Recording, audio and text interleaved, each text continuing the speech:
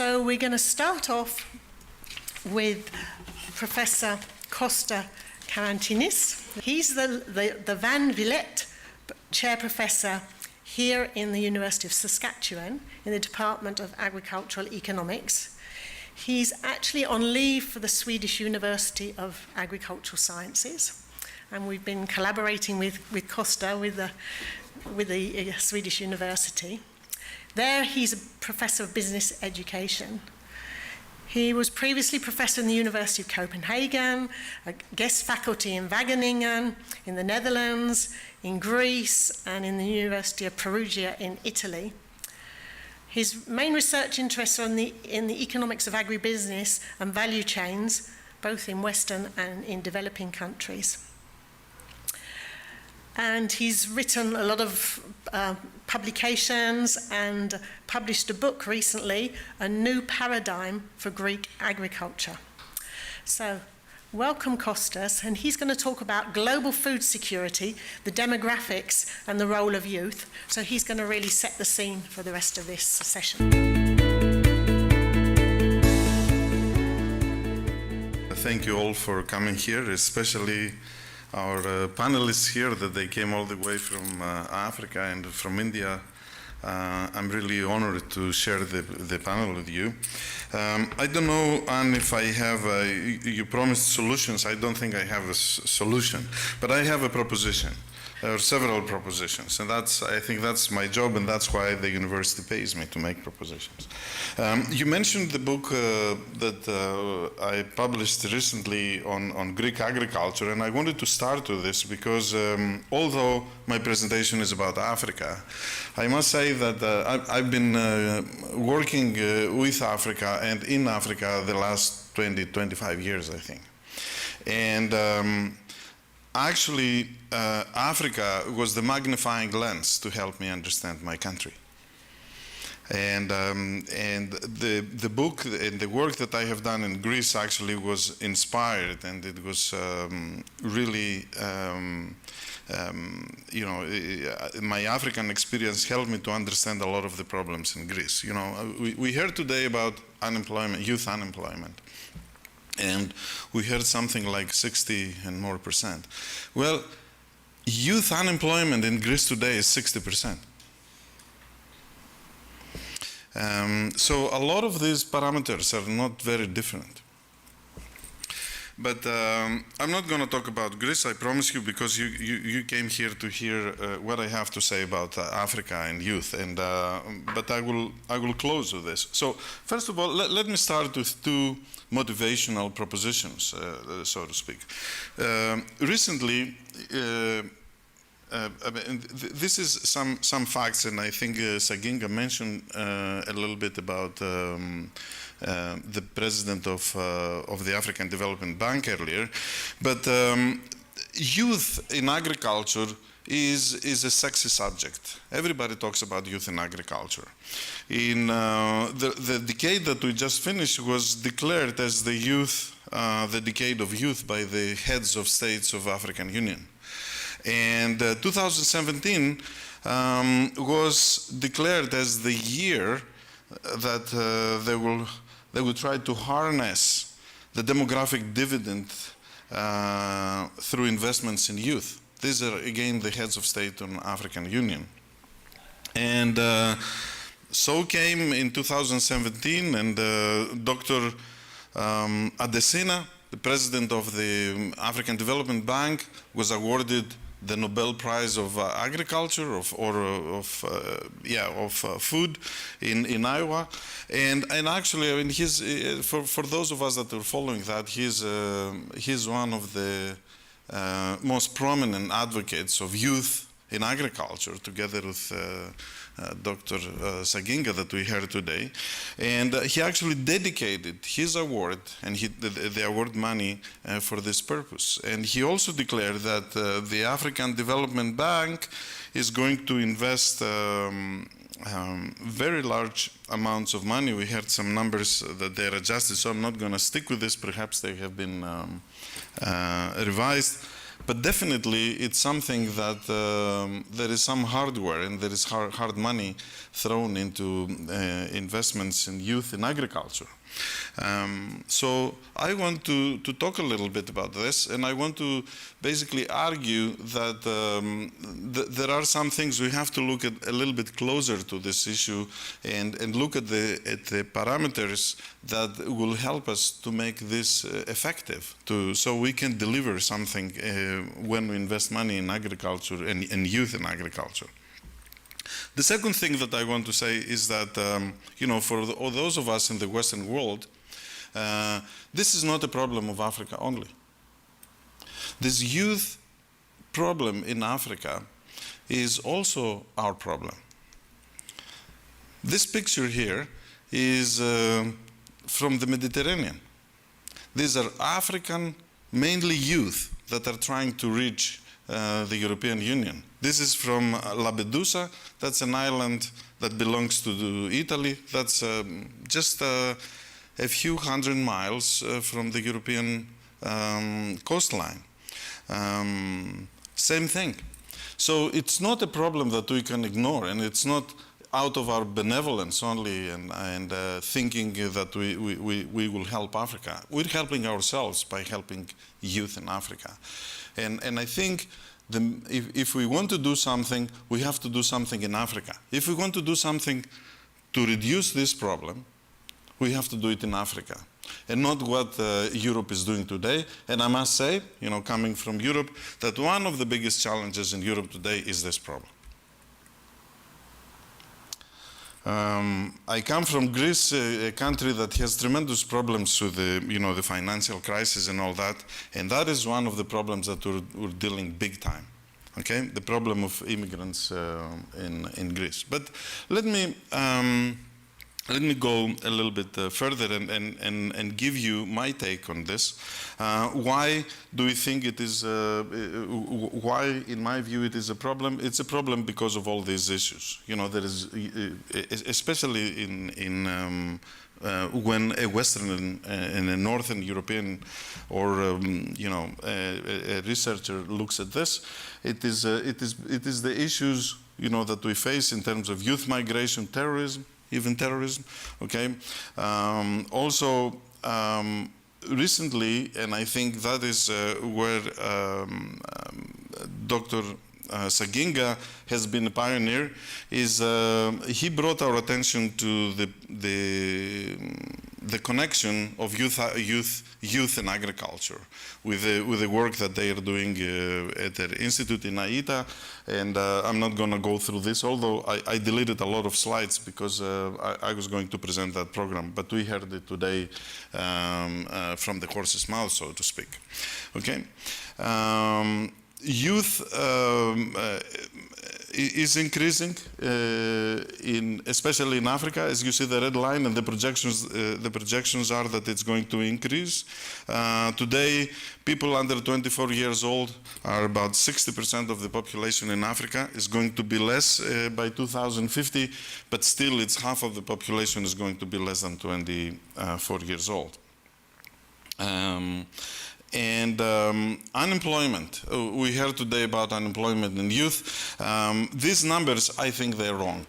I think when you talk to people that are down there, these unemployment rates that we have in this figure are highly underestimating the actual problem. The actual problem of unemployment in youth in Africa is much, much harder. Because they're not recorded properly, they're not reported properly. The problem is really much worse. And there are some facts that we have already collected. So people in sub-Saharan Africa under the age of 25, they have 3 times more chances to be unemployed than adults. And this subgroup makes about 62% of the population in sub-Saharan Africa. But when we're talking about business of in agriculture, and we look a little bit deeper on this, and this is a study on Angola, they don't really, I mean, although we see a lot of new business there, they're not employing a lot of people. Okay, so for example, in this survey, they found that about 78% of youth agribusiness created about 5 jobs. In Malawi, 88% of the youth business, they don't even create additional jobs. Okay, so I mean, it's not an automatic solution. We have to look much closer to this. Also, in terms of technologies, they're not really on the frontier. They're employing technologies, again, from the same survey. They were employing technologies that they were a bit outdated. And most of agribusiness were not, most of the young startups, they were not even in agriculture. A small percentage of them were in agriculture. So we have the population problem, and we know that you know, the distribution of people undernourished, where are they concentrated? They're concentrated mainly in Africa, sub-Saharan Africa particularly. And also we have a tremendous unequal distribution of income. I think these are, I mean, these are figures that you know very well. Just another illustration. I think that is something that is mind-boggling. If you look at Africa and India mainly, the percentage of population that live under $10 a day in purchasing power in parity terms is very large. Whereas rich people are elsewhere. So 2 things here is youth, agriculture on one hand, and then urban distribution of population. So what we have is, we have every year there is such a tremendous migration to urban areas that we have one city, and the equivalent of one city of 30 million created every year. The equivalent of a city. This is how many people move from rural to urban areas. Okay, and this trend is increasing. The other thing that I wanted to that I mentioned is this whole discussion about what they call the demographic dividend. What is the demographic dividend? Is basically the idea that if you have if you have an increasing share of the population that is on the working age, that is between 15 and 60, then if that share of the population is increasing relative to the rest, then you have less dependencies, and then you can have growth. We have seen that example, that condition of the demographic dividend providing growth in the economy in the cases of South Korea, for example. But we have seen also that percentage of the population not providing nothing, basically, in other parts, for example, in Latin America. Africa is in this window now. But the question is, can Africa really harness this potential? Can Africa really harness this potential that there is an increasing number of working people relative to the dependents, that is very young, that is children and also very old? Can they do that? Well, in order to do that, some conditions have to be in place. And these conditions are that these people that are in employment age, they have to be educated, jobs have to be around, and also the working environment, the enabling environment has to be in place. If you don't have these, together with health programs and so on, the demographic dividend is not going to produce nothing. So if you look at this red line here, that is what I'm talking about. This is where Africa is. So if you take the percentage of this population, you know, that is on working age, that is increasing relative to basically, you know, this is, if you look at this, the rest of the world and so on. So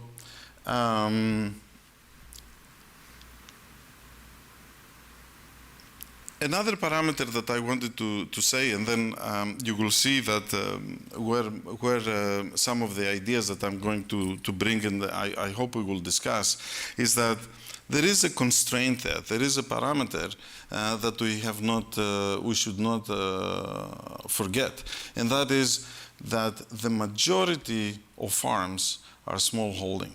They're very small in Africa, in most of the developing world. And we cannot really move fast. We cannot move in this, what we call the agricultural transformation fast and ignore this fact. Okay?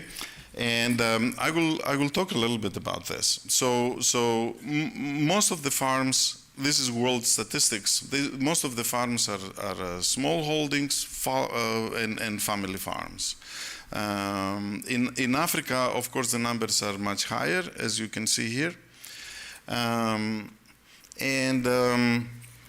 think when we look at this question of how an economy transforms from an agricultural-based economy into industrialized economy, and as in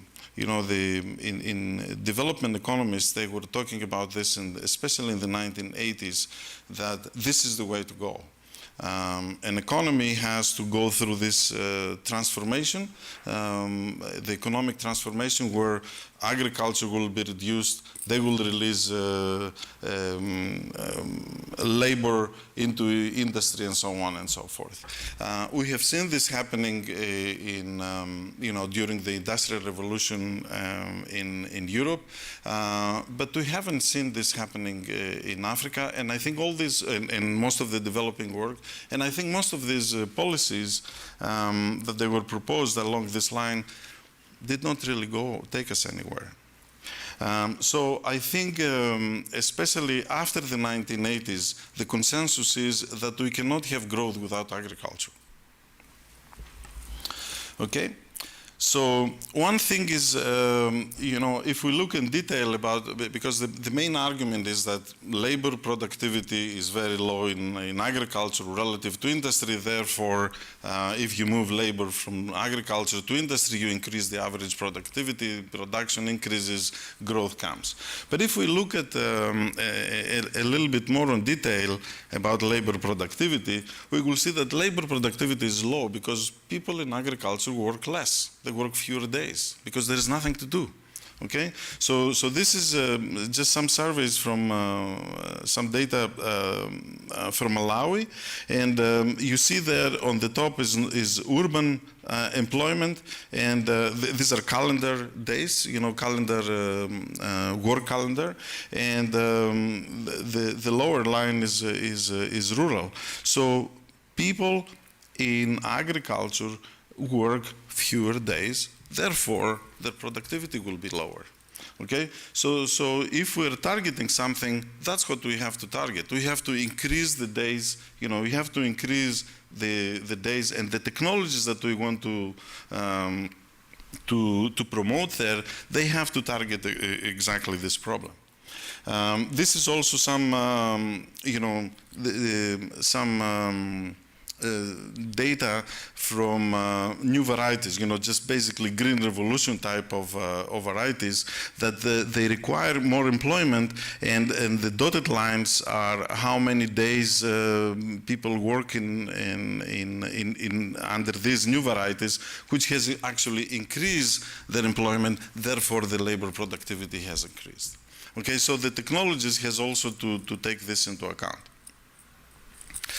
Also, when we're talking about when we're talking about youth in agriculture, we usually like to talk about adoption of new technologies and so on.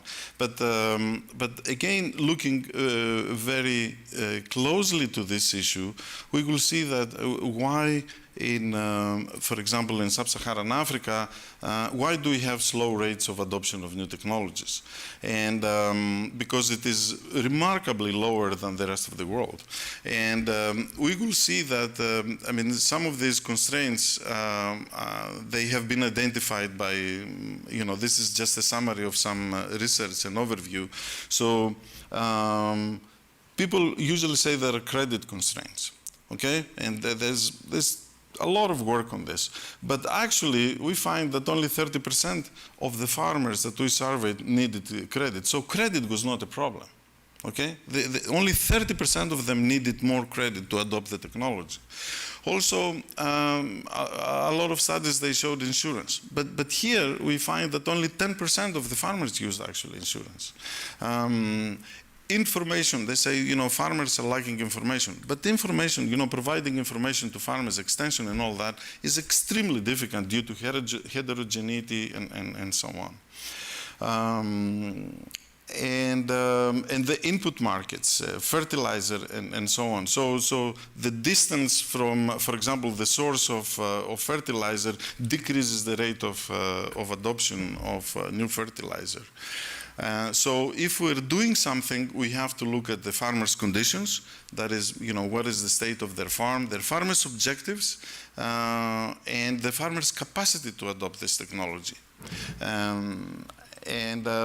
Just to give you an example, these are recent studies. They found, for example, that farmers, all this discussion about fertilizer use and so on. Okay, so in Zambia, only 88% of the farmers have enough acidity on their farm to make to make any use of the fertilizer. Okay, so let me just a couple of minutes, and I'm finishing with this with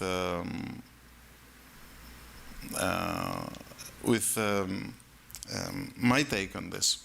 Okay, and this is actually coming from my book that I mentioned at the beginning on Greek agriculture, because this is the approach I use. So I think when we're looking at this whole issue of youth, employment, technology, agriculture, we have to look at we have to take a chain approach. And when we look at the chain, we have to consider different dimensions on the chain. Okay, and these are the 4 dimensions I'm looking at, and I will show you in a moment the matrix that I'm trying to incorporate this. First of all, is size. So when we're looking at the different levels of the chain, we have to appreciate and acknowledge that economies of size are different in the different levels. Okay? So when we're talking about large size, we have to really focus on which level of the value chain we want the large size, and where we are as efficient, with smaller size in other levels. Ownership also along the chain is very important. Who owns what? Okay, so we can consider different types of ownership depending on which level of the chain we are and what objectives we have. So we can have private ownership, so we can have, the private companies. We can have public or collective. Governance is a third dimension. It is very important. So what kind of governance do we want in the different levels of the chain? Is it, or not only one, what is the most efficient? Do we want atomistic, hierarchical, that is vertical integration and so on, or we can have hybrid, contractual and so on, and also the space. So what I'm proposing is, and this is what I use in my work, is I'm proposing that we should use this, two-dimensional matrix. Actually, it is more than two-dimensional because all these are different dimensions. So if we just take for a moment here the different levels of the value chain, starting even, incorporating here also policy, lobbying, research, education, and so on.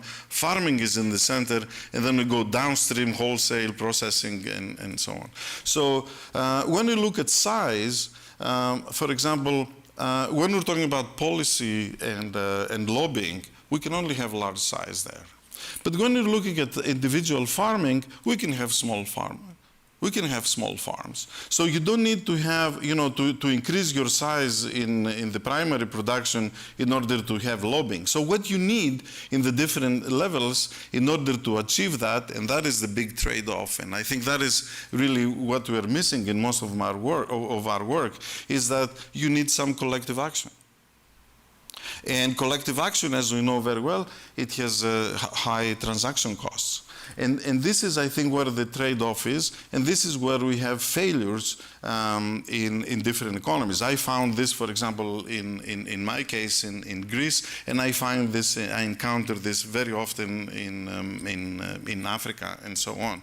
That it is the this trade-off between small scale and large scale that is needed in the different levels, and the only way you can achieve that is either if you choose, for example, a large owner, so you have a very large vertical integrated firm which does everything, does policy, does research, does production, and also the downstream retail and promotion and so on, or you have smaller farms.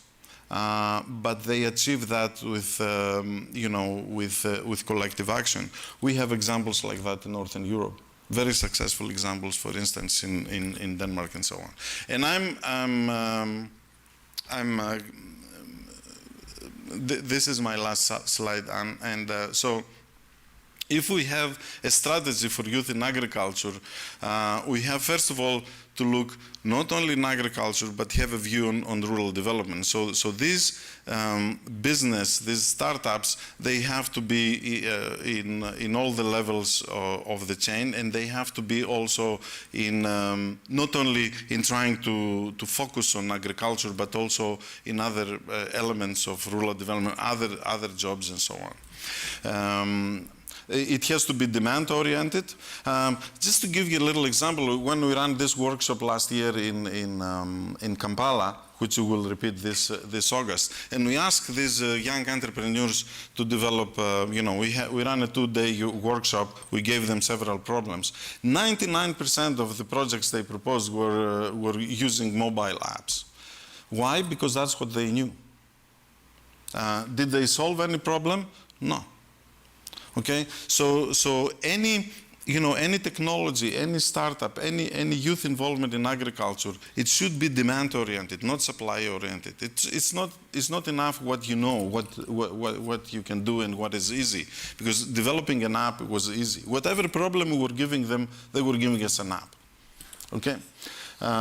We have to target the youth skills, and we have to target the chain levels. And if we do that, we will kill 2 birds with 1 stone.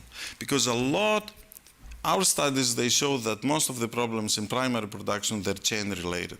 So if we target youth involvement in the different levels of the chain, and we unblock the bottlenecks of the chain, we will do good to the farms, but also we will create employment to the youth. So thank you very much.